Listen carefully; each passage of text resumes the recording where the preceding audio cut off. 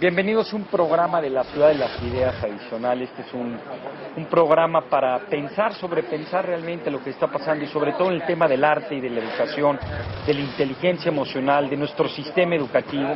Y sin duda alguna una de las personas más reconocidas mundialmente en esta materia se llama Howard Gardner, quien es, entre otras cosas, uno de los autores del Proyecto Cero en la Universidad de Harvard. Howard, really, it's an honor to have an interview with you. Thank you Muchas gracias por aceptarla. In your own words, that's the way we Te always pido, como start hacemos siempre here en in este our programa de program. la Ciudad de las Ideas, que te presentes con tus propias palabras. ¿Quién eres? ¿Qué haces? I'm a psychologist and a writer. Soy psicólogo y escritor. I was born in America, but of German Nací Jewish en los parents, Estados Unidos. Mis who padres escaped eran Nazi judíos Germany, and alemanes that's que an escaparon important de la part of Alemania my nazi, y esa es una parte identity. importante en mi identidad. Which year did they ¿En qué año They escaparon? escaped in 1938. Escaparon en 1938. Salieron de Nuremberg 10 días antes de la Noche de los Cristales Rotos y llegaron a los Estados Unidos el 9 de noviembre de ese año.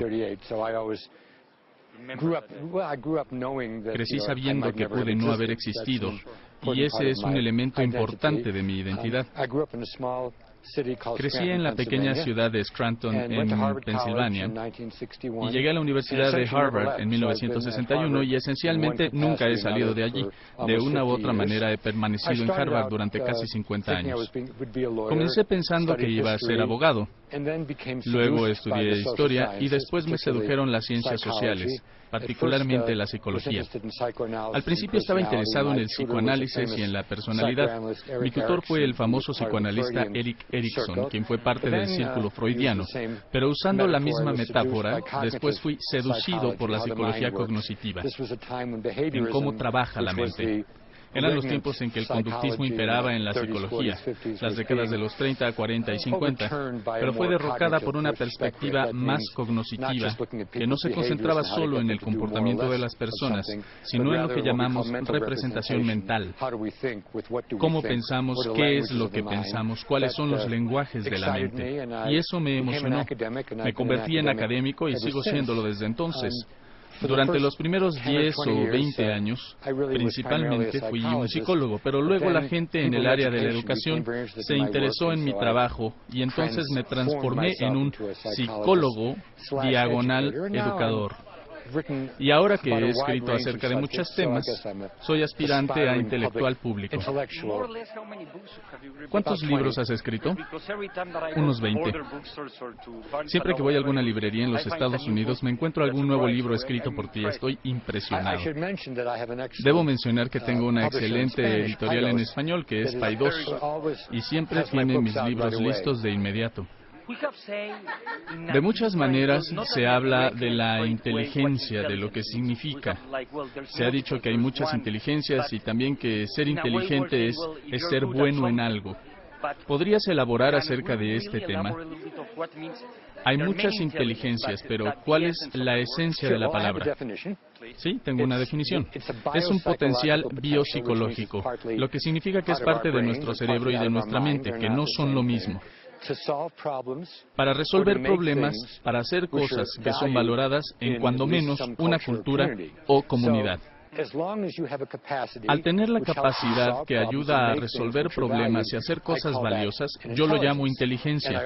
Y ya he mencionado que el lenguaje y la lógica son muy importantes en las escuelas, pero también hay inteligencia espacial, musical, corporal, lógica, lingüística, interpersonal, intrapersonal y naturista. Cada uno de estos potenciales cerebrales puede ser usado o no en las sociedades para hacer cosas y para resolver problemas. Voy a darte un ejemplo concreto. Hemos evolucionado por cientos de miles de años para poder sobrevivir en la naturaleza, para cultivar plantas, para comer ciertas cosas y no otras, comer ciertos animales y escapar de otros, y evitar comida que podría ser venenosa. A eso lo llamo inteligencia naturista, el poder discriminar entre animales y plantas, nubes, montañas, etcétera, qué es lo que nos conviene. Sin esto no estaríamos aquí. En la actualidad, mucha gente en cualquier país desarrollado No necesita poder distinguir entre una planta y otra. Solo van a la tienda y con suerte no comprarán nada venenoso. El sistema nervioso humano es muy oportunista y la misma red neurológica del cerebro, que hace 50.000 años nos permitía sobrevivir en el este de África, la usamos ahora para el consumo. Así compras un suéter en lugar de otro, un coche en vez de otro. Estás usando esta competencia cerebral naturista para algo que se valora en las sociedades actuales. La inteligencia lógico-matemática no evolucionó para las computadoras, que son inventos de los últimos 70 años, pero algunas personas con un alto nivel de inteligencia lógico-matemática son valoradas en la sociedad de la computación. Si Bill Gates hubiera nacido hace 150 años, no tenemos idea si a alguien le hubiera importado quién era. Hoy es muy especial porque tiene un cerebro perfectamente adecuado a los tiempos en que el hardware y el software se volvieron importantes. De hecho, esto es similar al libro de Malcolm Gladwell, The Outliers, los fuera de serie. ¿Lo leíste? Ese es el punto. La suerte tiene que ver en todo. También se involucran la suerte y el tiempo. El hecho de que Gladwell menciona que la gente que nació entre 1954 y 1955 y que ha sido responsable de los descubrimientos e inventos que hoy damos por sentado, no tiene nada de especial el hecho de que haya nacido en esos años. Nada sucedió en las manchas solares o algo así. Solo significa que a los 15 años podrían programar computadoras durante 20 horas al día. De hecho, así fue como iniciaste esa conversación. Mi familia llegó en 1938, y de dónde vienes, eso hace la diferencia, tus circunstancias. Soy muy afortunado. Cuando se dio la situación del 11 de septiembre, cuando las Torres Gemelas cayeron y Estados Unidos perdió su inocencia, puedo decir que tuve la oportunidad de pasar mi vida de adulto en un tiempo de posibilidades en que había muy pocas barreras. Y de hecho, durante unos 15 años, logré hacer investigaciones sin tener una plaza de profesor. Obtenía dinero del gobierno. La Fundación Nacional para la Ciencia se fundó a partir de la Segunda Guerra Mundial. ¿Podrías hablarnos del famoso Proyecto Cero y la relación entre el arte y la importancia del desarrollo del arte en las escuelas? ¿Podrías elaborar acerca de eso? Sí, claro. En 1967, cuando yo era muy joven, un filósofo muy conocido inició en Harvard una organización llamada Proyecto Cero. Yo fui miembro fundador junto con David Perkins. Durante 28 años lideramos el proyecto y ahora nos ascendieron y somos directores senior. El Proyecto Cero fue diseñado para estudiar la naturaleza de la cognición artística y de la educación artística. Se basó en la premisa de que los artistas, músicos, escritores, bailarines, tienen mentes y las utilizan, resuelven problemas y hacen cosas como los científicos, o como la gente de negocios o los políticos. Pero el arte en los Estados Unidos y en otros lugares a menudo fue considerado misterioso o como un entretenimiento. La gente no reconocía los aspectos serios y cognitivos que involucran las artes. El fundador, el filósofo Nelson Goodman, dijo que se había investigado mucho acerca del arte y de la educación en el arte, pero nadie había logrado organizarlo sistemáticamente. Por eso el nombre es Proyecto Cero. Lo que hacemos ahora es un tanque de pensamiento en Harvard. Está en Harvard y decimos que desarrollamos ideas en educación y la mente y las enfocamos en la dirección correcta. No dirigimos escuelas, ni museos, ni diseñamos programas de cómputo, pero tratamos de apoyar a otras personas que están interesadas en esas cosas y hemos sobrevivido durante 41 años. Mencionaste a la universidad y dicen que Harvard solo quita, nunca da. Nosotros lo hemos logrado y además ha sido un buen hogar. Tenemos 12 investigadores principales, gente que busca fondos, entre ellos mi esposa Ellen Wiener, que es psicóloga y una educadora de las artes muy importante. Creo que hoy la conociste.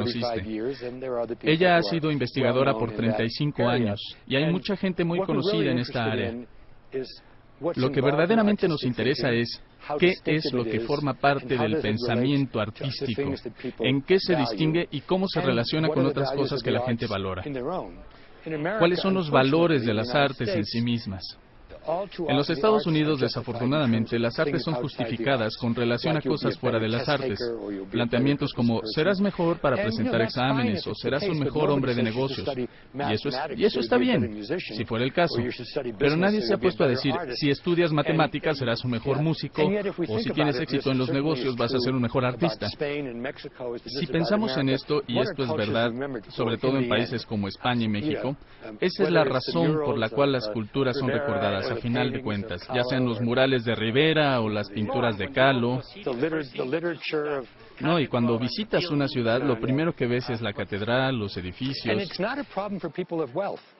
Y ese no es un problema para la gente que tiene dinero. Sus hijos van a escuelas donde les enseñan artes o los envían de viaje de verano a Florencia.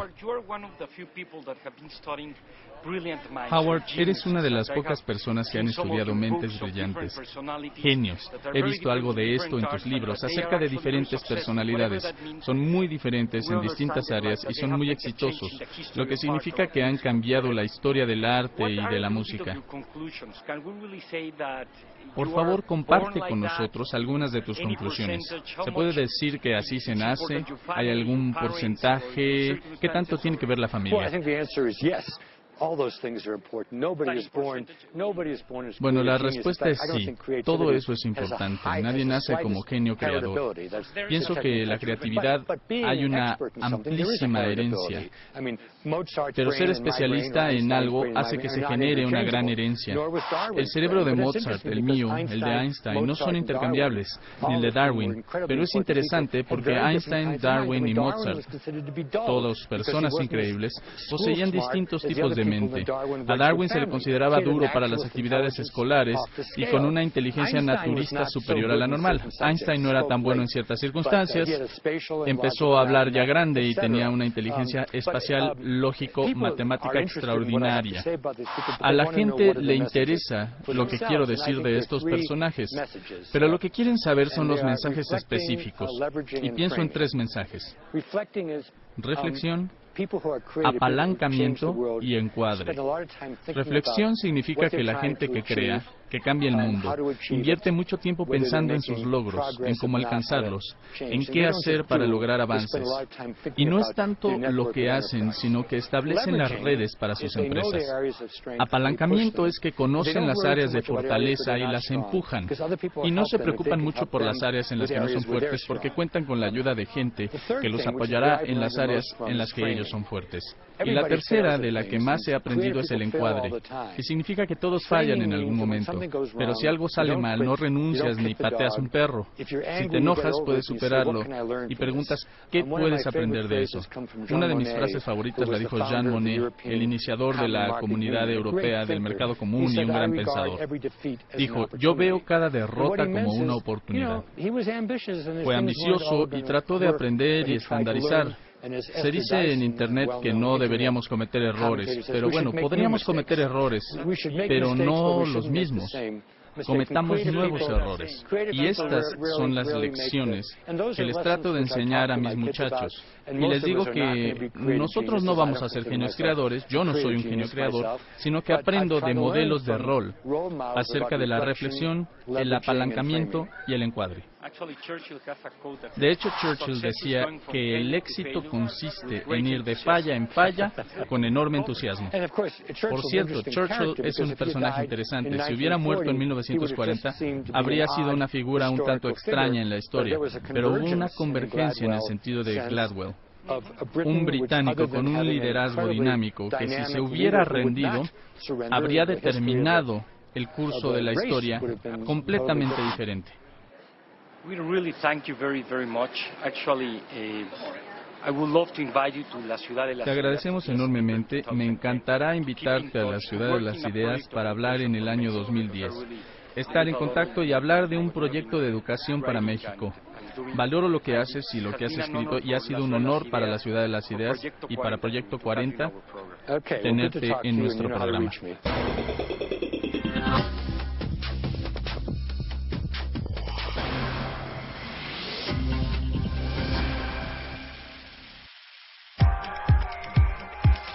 La Ciudad de las Ideas, un festival sin precedentes, agradece el apoyo a las siguientes empresas socialmente responsables: